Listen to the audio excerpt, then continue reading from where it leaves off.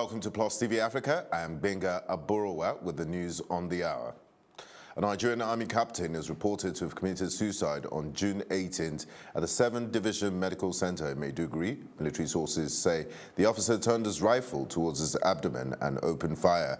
He was then taken to the medical facility for treatment but died shortly after arrival. His identity has been withheld until it's confirmed that his family members have been informed.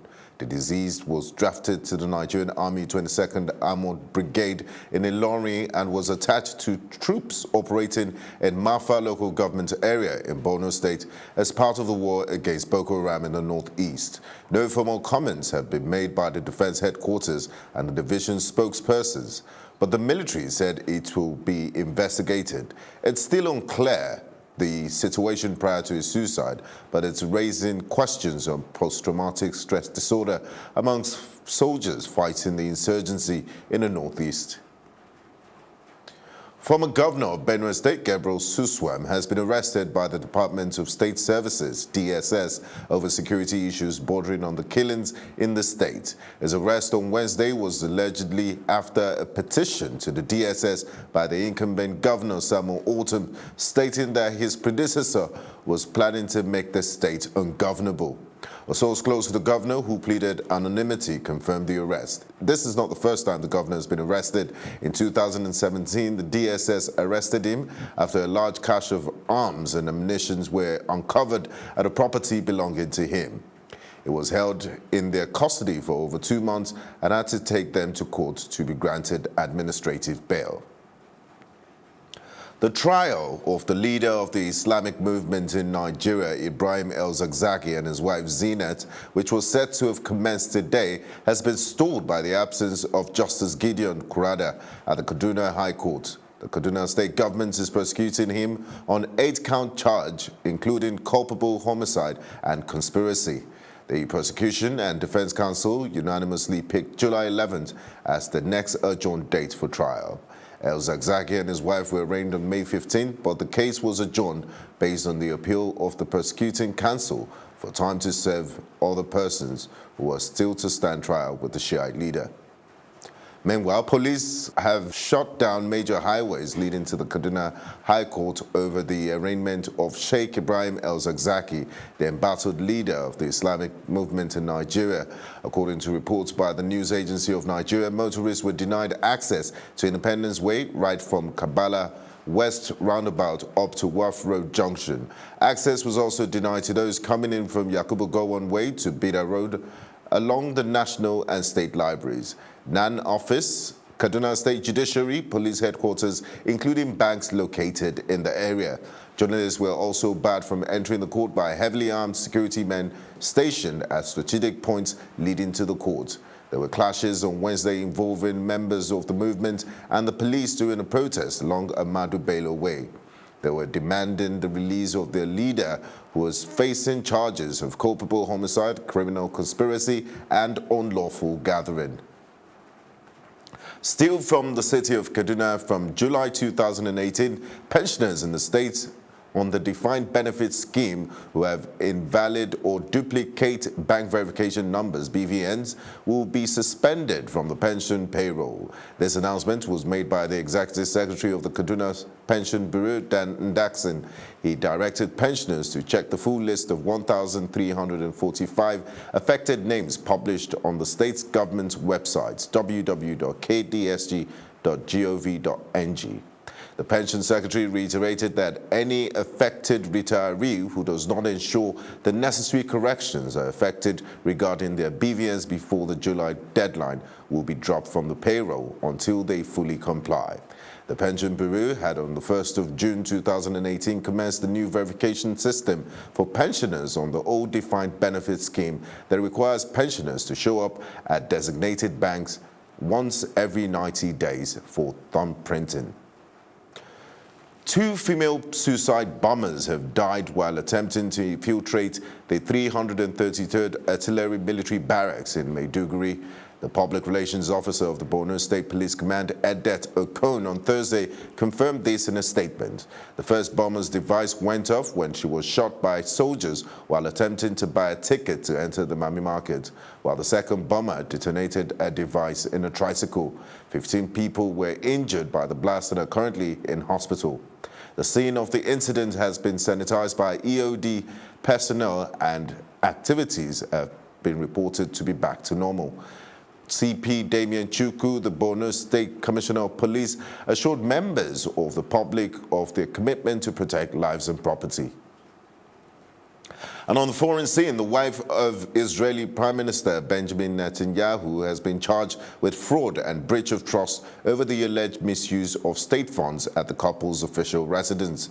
Prosecutors in a case filed at Jerusalem Magistrates Court accused Mrs. Netanyahu of using state funds to pay for meals at the Prime Minister's residence worth over $100,000 between 2010 and 2013. She is also alleged to have illegally paid about $10,000 for private chefs. Mrs. Netanyahu has, however, repeatedly denied any wrongdoings. In efforts to encourage more people to get tested, over 300 Tanzanian MPs are taking HIV tests in public today. A member of parliament and chairman of the HIV Parliamentary Committee, Oscar Mukasa, told journalists that despite the public testing, individual MPs are to decide if they want to share the results of their test or not. This is coming at the start of a 6-month campaign tagged Test and Treat that seeks to put people living with HIV on antiretroviral drugs. The Tanzanian Commission for AIDS says an estimated 1.4 million people are living with HIV, but only 52% of them are aware of their status. And in business, the Bank of Industry confirmed that the bank has set aside 1 billion naira to support fashion entrepreneurs in Nigeria. Interested entrepreneurs, according to the bank, must be in the production and marketing of fashion items, which include shoes, jewelry, handbags, clothes, and other fashion items. BOI also pledged to support players in the fashion industry on packages that can improve financial literacy and entrepreneurial development on its website. It explicitly states that the bank would only consider Nigerian companies, specifically limited liability companies. Applicants can get the maximum of 30 million naira.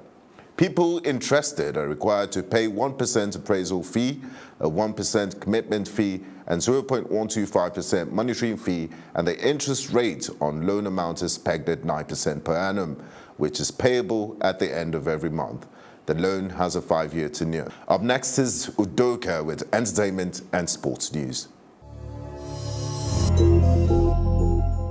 And in entertainment, following the demise of international fashion designer Kate Spade, bosses at her company will be donating $1 million to mental health and suicide prevention organizations. $250,000 will be donated to the Crisis Text Line, a charity that provides free crisis intervention. And the donation will be made by managers at the Kate Spade New York Foundation. Anna Bakst, Chief Executive at Kate Spade New York, says Kate was a true fashion icon and inspired women to live life to the fullest. And Kate's brother-in-law, David Spade, has already donated $100,000 to the National Alliance on Mental Illness, that's the NAMI, since her death. The organization's donation comes 7 days after her brother by marriage, David Spade, gave in the wake of his sister-in-law's terrible suicide weeks ago. Still on entertainment, Janet Jackson is thanking her son for helping her overcome depression she has battled with her whole life. The 52-year-old superstar talked about her depression issues in an open letter to her fans for Essence magazine, and she said some of her lows happened in her 30s, and she said she struggles intensively with depression, and that low self-esteem might be from childhood feelings of inferiority. She also said that societal problems, which racism and sexism, added to the problem, and that depression is a scary condition, but she is thankful she found a way through it. And the superstar also made it known in her letter that becoming a mother to her son, who is a year old, with her estranged husband, Wissam Al-Mana, helped her pull through.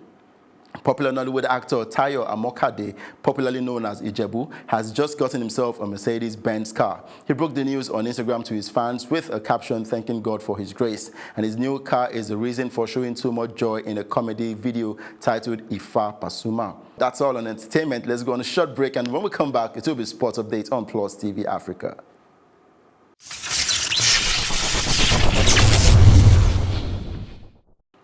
World Cup referee Mark Geiger has categorically denied he asked Portugal captain Cristiano Ronaldo's shirt at halftime in the Morocco game, and FIFA said it unequivocally condemns the claim, and reportedly made by Morocco's Nordim Amrabat after their 1-0 defeat against Portugal. And the Watford winger Amrabat said Ronaldo's teammate Pepe told him of that request. And FIFA said Geiger strongly refutes these claims, adding the American had acted in an exemplary and professional manner. And still on sports, Raheem Sterling appears to be facing the axe for Sunday's World Cup clash against Panama, judging by training notes being used by the assistant manager Steve Holland. And for Holland, who ironically is the driving force behind keeping Gareth Southgate's lineups a secret, he was photographed carrying a sheet of paper that seemed to show the first 11 with the reserves written underneath. And if that is anything to go by, the English second game against the opponents, of course, in the World Cup, Sterling had lost his place to Marcus Rashford, with Ruben Loftus-Cheek brought in to replace the injured Dele Alli, as you hear that he actually limped out of training this afternoon. And former FIFA president Sepp Blatter has backed an English-led bid for the 2030 World Cup as he defended his reasons for being at the tournament in Russia. The 82-year-old Swiss said he was welcomed by to watch Portugal's win over Morocco on Wednesday on the invitation of Russian President Vladimir Putin. Blatter's 17-year spell in charge of world football's governing body ended amid a corruption scandal in 2015. He said he would definitely advocate an English bid for the 2030 World Cup. And in his words, the World Cup should be played in England, and I don't use only my lips to say this one. That was what he said, reporting to the BBC Sports. And in tennis, Petra Kvitova overcame windy conditions to reach the Nature Valley Classic quarterfinals with a 6-2, 6-2 win over Daria Gavrilova in Birmingham. And the defending champion raced into a 4-love lead in the first set before being pegged back by Gavrilova in a match lasting nearly 1 hour and 20 minutes. And the Czech sealed victory on her first match point when the Australian world number 25 fluffed the smash. And she next faces Julia Gorges or a Nottingham Open winner Ashley Barty, and Wimbledon champion and the top seed Gabi Muguruza is also in action later today when she takes on Czech Barbara Strykova. And that's all on sports updates on Plus TV Africa. I am Udoka Njoko. Back to you, Benga.